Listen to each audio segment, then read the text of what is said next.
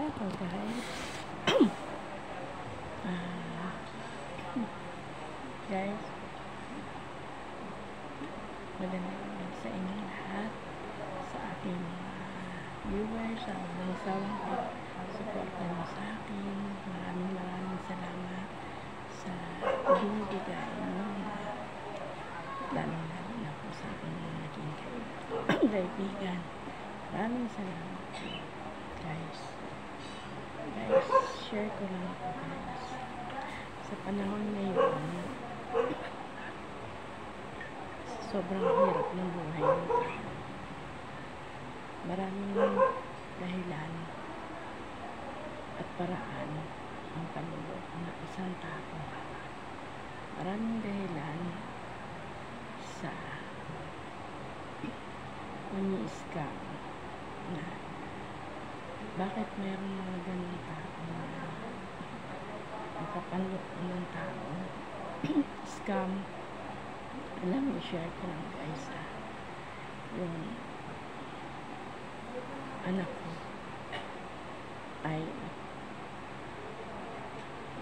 napasalo sa isang yung paramihan ng pera.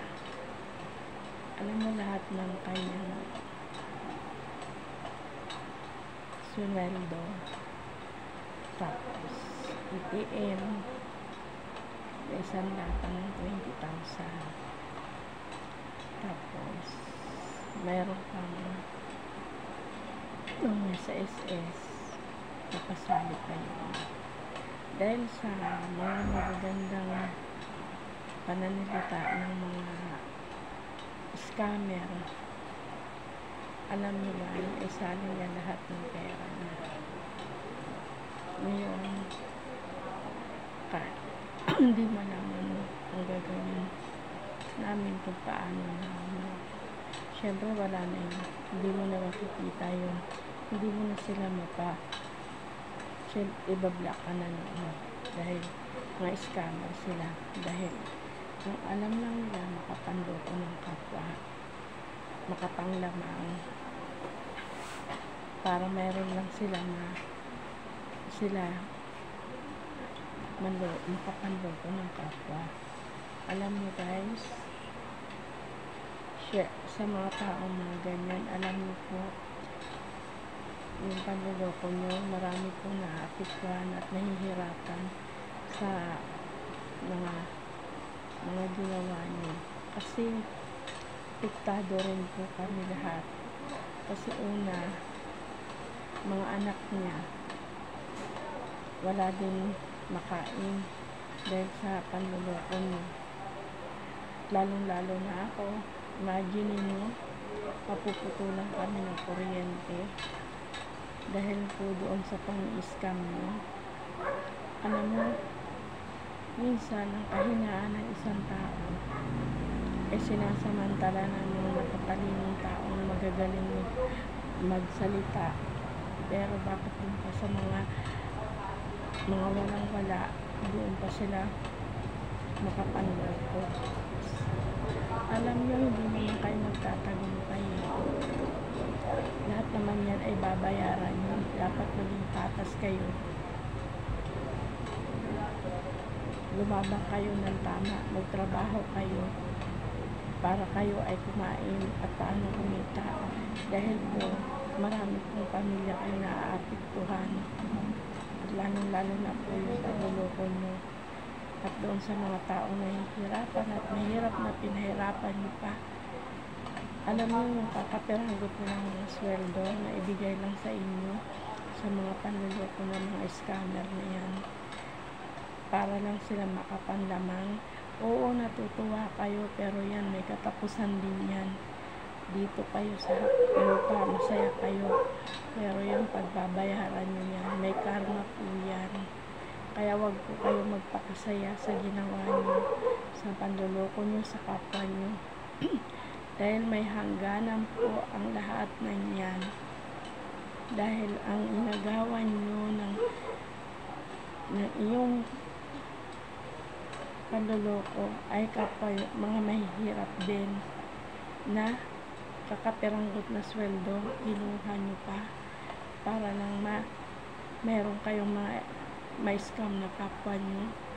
Alam nyo, hindi po tama yan mga ginagawa nyo. Mapanglamang kayo sa kapwa. Imagine niyo, lahat po naapektuhan.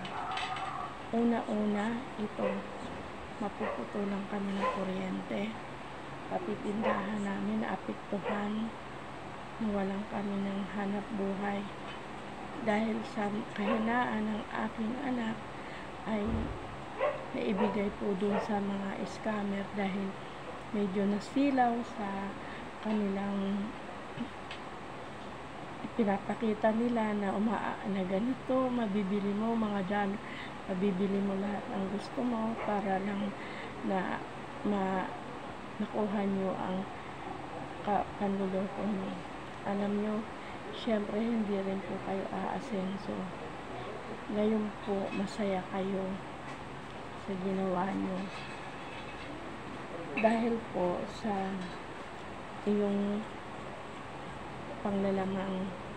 Alam nyo, kung alam nyo lang, yung kinuhanan nyo ng pera ay walang-wala na. Walang maipakain sa mga anak ko. Ang mga apo ko, walang makain. Papuputulan kami ng kuryente. Eto, wala laman ang tindahan namin dahil po sa panluloko nyo. Dahil sinamantala nyo ang kahinaan ng tao.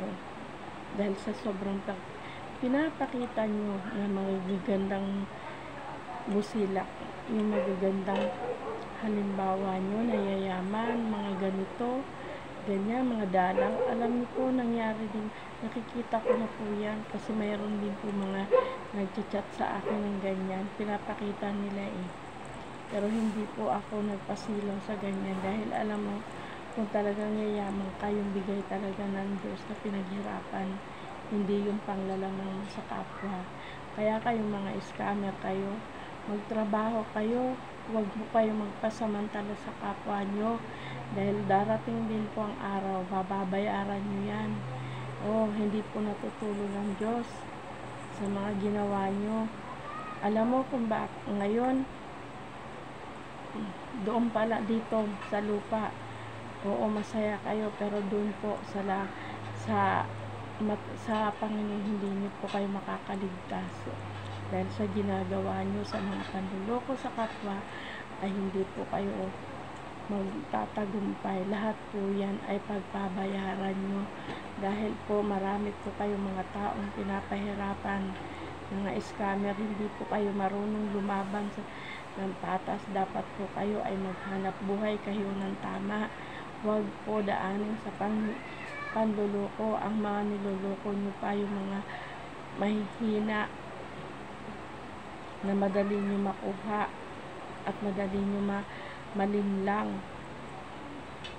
Kaya yun po kayong mga scammer kayo, alam nyo guys, sana huwag po kayo magpapadala sa mga scammer ngayon na nagpapakita sila na ganito kalaki, hihingian kayo ng mga malalaking pera.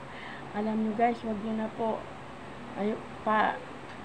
wag po kayo magpapadoko dahil marami ng ganyan, dahil isa na ang anak ko sa naloko nila. Alam mo, itinago ng lahat ng anak ko nilihim para lang maibigay dun sa taong na kanyang humingi sa kanya na ganito, na yayaman ka at papakitaan ka ng mga malalaki at mga tumatanggap ng malalaking pera. Yan po ay hindi ka, mali po yan, walang katotohanan po yan, mga scammer yan. Alam nyo, hindi po kayo dito pa lang po yung panglalamang nyo at hindi kayo marunong maghanap buhay ng patas dahil sa hirap ng buhay niyo ngayon, ang trabaho nyo ay manloko ng kapwa, kayo po ay matawag na scammer. Hindi po kayo makakatulog dahil sa mga taong mga pinahirapan nyo, lalo na kami na mahihirap lang, lalo na yung anak ko. Medyo nilihim din kasi ng anak ko na sumali siya sa ganyan at nagpadala rin din sa magagandang mga halimbawa ng mga yumayaman at malalaking mga dalag na tinatanggap nila at lumalaki ang pera nila ng ganito, mabibili. Huwag po kayo maniniwala at hindi po yan totoo. Wala pong katotohanan yung mga sabi, mga scammer po yan. Kaya kung talagang yayaman ka paghihirapan mo, hindi yung talagang panglalamang mo ang ginagawa mo eh. Hindi po totohanan yan. Kaya po guys, sa inyo sana maging aral din po sa inyo, malaman niyo po na marami po ngayon kumakalat na ganyan mga style, payayamanin kayo at lapapalaki, ipapaambag yung mga pera nyo. Ayan, kaya wag po kayo maniniwala dyan kasi scammer, dahil yun po yung anak ko ay na-scam din. Alam nyo, na totoo lang yan, nagugutom ang mga anak niya, walang maipakain dahil ibinigay na doon sa tao na humingi sa kanya ng ganito. Alam mo, sinanla niya lahat, sinanla niya ang ATM niya, isinali pang SS, naglong sa SS, pati sweldo niya, pati pag-ibig niya, ayan, naubos ang pera niya.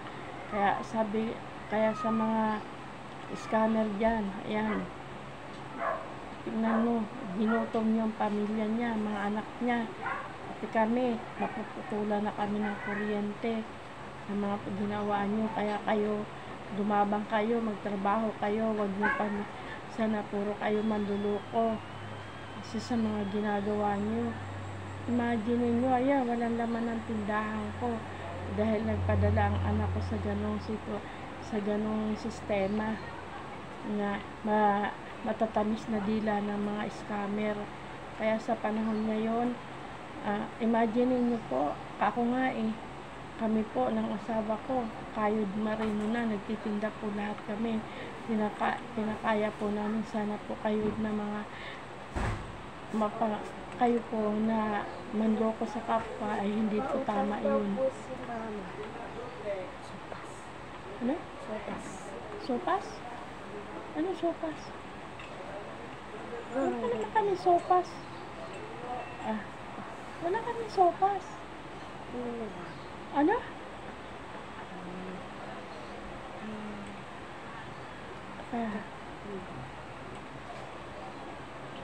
Okay. Ilan?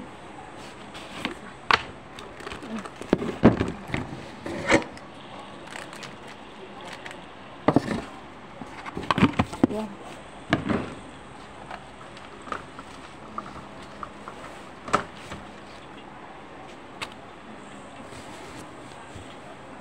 Cherry.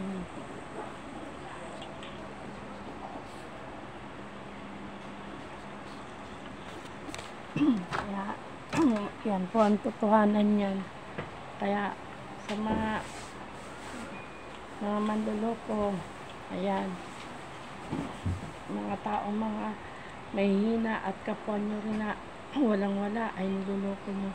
Kaya ayan, sa inyo guys, huwag po kayo magpapadala sa mga matatamis na sinasabi ng mga scammer guys. And ay hindi po totoo yun, dahil ganyan po ang nangyari sa anak ko na scam. Kaya guys, bye bye guys. Maraming salamat. Thank you for watching Milagros TV po. Magandang gabi po sa inyong lahat.